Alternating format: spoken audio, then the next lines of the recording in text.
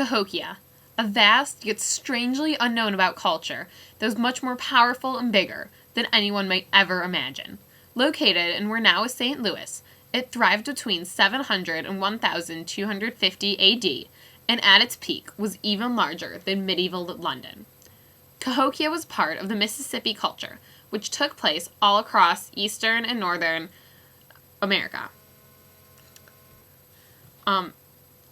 They were by far the largest city in the Mississippi culture, and they were, to help support their large population, they were master farmers and were able and farmed a variety of crops, including corns, beans, squash, tobacco, pumpkins, and many others.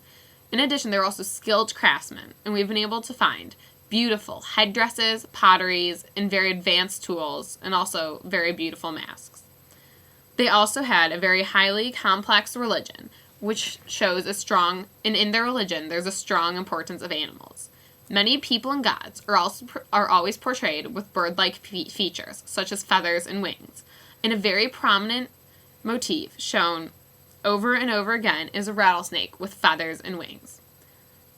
Cahokia was actually the most powerful center north of Mexico at the time, and although they were skilled in many areas, by far the most remarkable thing about their culture was their burial mounds and their strange obsession with death. Found all over the East, as far west as Oklahoma, these mounds are massive. The biggest one is over 100 feet high, and standing atop it, you can see the skyline of St. Louis, Missouri. At the time, it was the world's largest earthwork.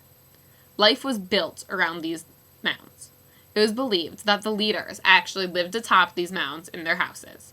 You can actually find a mound not too far away from here called the Great Serpent Mound. It is named this because, from aerial view, it looks like a snake. And also, within these mounds, we have been able to excavate many, many artifacts.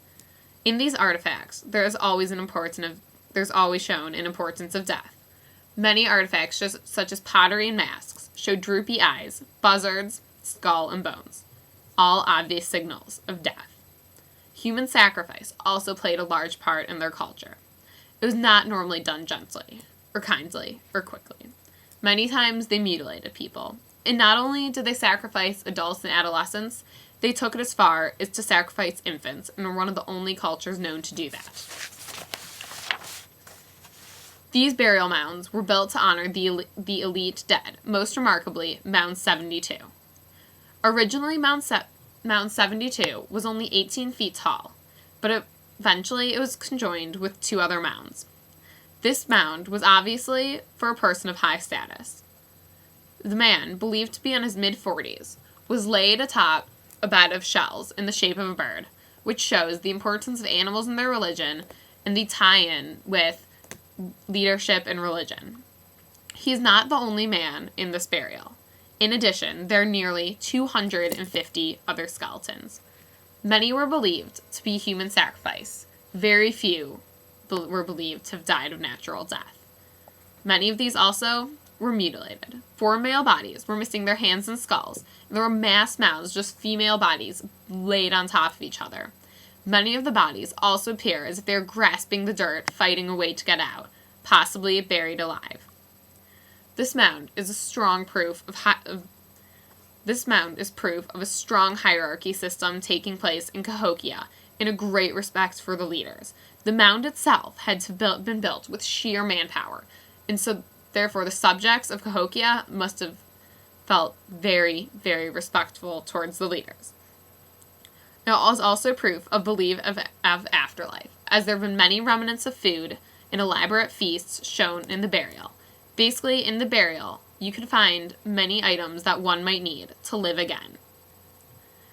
The decline of Cahokia was not one that was seen as very dramatic. We actually do not know exactly how it happened. One possible theory is that the disease from the Europeans reached Cahokia before the actual men did, and that disease just wiped them all out. Although, even after they were gone, mounds building continued with other cultures for nearly 300 years.